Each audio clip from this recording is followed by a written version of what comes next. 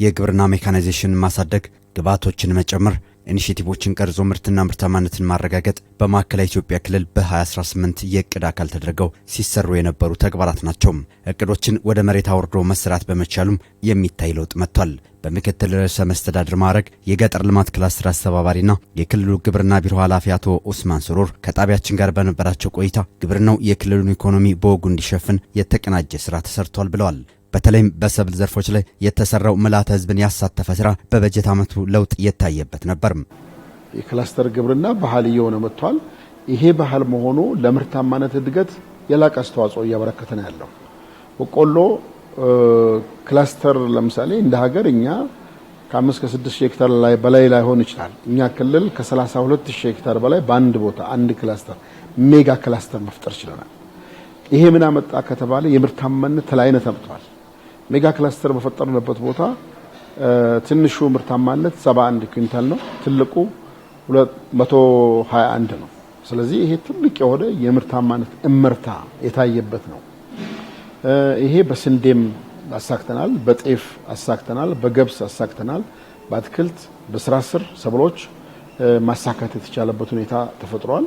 በየአካባቢው አሁንም የሚስተዋለው የምርታማነት ተለያይነት ቀጣይ ታርሞ ተቀራራቢነት ያለው የአመራር ድጋፍ የሚሻ መሆኑንም ተመላክቷል። በክልሉ በእንስሳት ሀብት ልማት በተለይም የወተት ምርታማነትን ተጨባጭ ለውጥ የታየበት መሆኑን አቶ ኡስማን አመላክተዋል።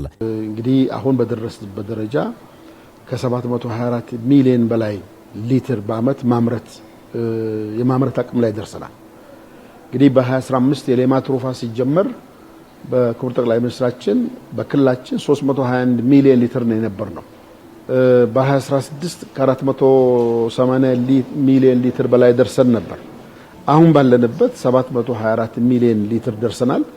ይሄ ምን አመጣ ከተባለ 8 የወተት ማቀናበሪያ ኢንዱስትሪዎች አርሶ አደሮችን በህብረት ስራ አደራጅተን የፋብሪካ ባለቤት መሆን ችለዋል። 4 አሁን በሂደት ያሉ በመጠናቀቅ ላይ ያሉ አሉ። ይሄ ተምሮ ሲወሰድ 12 የወተት ምርት ማቀናበሪያ ኢንዱስትሪ በአርሶ አደሩ ባለቤትነት ተገንብቷል። ይሄ የምርትን የማቆየት እድሜን ለማሳደግ ገበያው ላይ ያለው ችግር ለመፍታት እንግዲህ አምራቹም ተጠቃሚ ነው፣ ሸማቹም ተጠቃሚ ነው። በክልሉ የዶሮ ልማት አቅምን ለማሳደግ በተሰራው ስራም ከ14 ሚሊዮን በላይ የአንድ ቀን ጫጩትና የ3 ወር ቄብ ዶሮ ማሰራጨት ተችሏል። በዚህም ለበርካቶች የስራ ዕድል መፍጠር መቻሉ ተመላክቷል። በክልሉ ያለውን አቅም በመመልከት ከ16 በላይ ኢኒሼቲቮች ተቀርጸው እየተሰሩበትም ይገኛል። የግብርና ሴክተር ኢኒሼቲቮች ማለት የድህነት መሻገሪያ ድልድዮች ናቸው። ወደ ብልጽግናው ማማ መወጣጫ መሰላሎች ናቸው ብለን ያስቀመጥነው ድልድዮች ናቸው ስንል መጀመሪያ የምንሻገረው ያስተሳሰብ ድህነትን እንሻገርባቸዋለን ነው። እችላለሁ ባይነትን እንተክልባቸዋለን ነው። ከዛ በኋላ እችላለሁ ከሚለው መንፈስ ተነስቶ ወደ ማልማቱ ይመጣው፣ ከዛ በኋላ ካለማ በኋላ ወደ መጠቀሙ ይመጣውና ስለዚህ እነኚህ ኢኒሼቲቮችም ሌሎች ተያያዙ ጉዳዮችን ወስደን ስናይ ተስፋ ሰጪ ውጤታማ ስራዎች ተሰርተዋል። ተስፋ ሰጪ ውጤቶች መጥተዋል። በሁሉም አካባቢዎቻችን እነዚህ ኢኒሼቲቮች ተተግብረው ተጨባጭ ውጤቶች መጥተዋል። ኢኒሼቲቮች አርሶ አደሩን በቤተሰብ ደረጃ ተጠቃሚ የሚያደርጉ በፍራፍሬ፣ በዶሮ፣ በእጽዋትና መሰል የግብርና ዘርፎች ተቀርጸው እየተተገበሩ ያሉ ናቸው። እነዚህ ኢኒሼቲቮች በክልል የነበረ ግን ተረስቶ የቆየ ኢኮኖሚያዊ ተጠቃሚነትን የሚያላብስ ጃክ ፍሩት የተሰኘ የፍራፍሬ ዝርያን ወደፊት ማምጣት አስችለዋል። በዚህ ዓመት ጃክ ፍሩትን እንደ ክልል ማልማት፣ ማስተዋወቅ፣ ማልማት ጀምረናል። ጃክ ፍሩት ማለት 3 ትልልቅ ፋይዳዎች አሉት። 1 ኢኮኖሚያዊ ፋይዳ አለው፣ 2 ማህበራዊ ፋይዳ አለው፣ 3 ኢኮሎጂያዊ ፋይዳ አለው። ከኢኮኖሚ አንፃር ምንም ተኪ የሌለው ከተተከለበት ጊዜ ጀምሮ ከ3 እስከ 5 ዓመት ጊዜ ማፍራት ይጀምራል። ከ100 ዓመት በላይ ምርት ይሰጣል። አንድ ዛፍ ከ200 እስከ 300 ሺህ ብር ልታወጣ የሚችልበት እድል አለ። ባደጉት ሀገራት አንድ የጃክ ፍሩት ፍሬ ከ20 እስከ 40 ዶላር ታወጣለች። ትልቅ የኤክስፖርት ምርት ነው። ትልቅ ኢንዱስትሪ ምርት ነው። ትልቅ የስራ ዕድል ምንጭ ነው። ትልቅ ኢኮሲስተምን የሚጠብቅ ነው ኢኮሲስተሙን።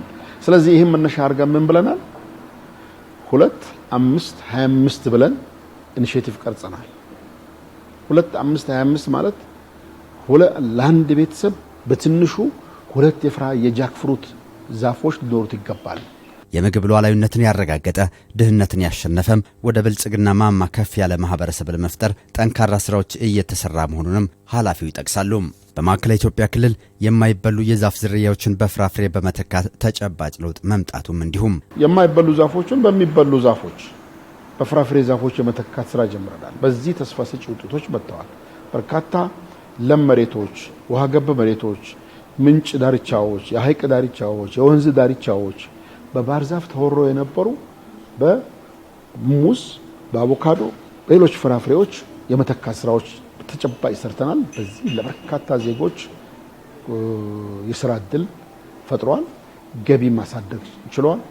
በተጨማሪ ደግሞ የገበያ ችግር ፈቷል። ገበያ ላይ ያለውን የኑሮ ውድነት ማቃለልም ችሏል ማለት ነው። በ2019 በጀት ዓመት ክፍተቶችን ደፍኖ ለህብረተሰብ ተጠቃሚነት ተጨማሪ ስራዎች እንደሚሰሩም ኃላፊው አቶ ኡስማን አመላክተዋል።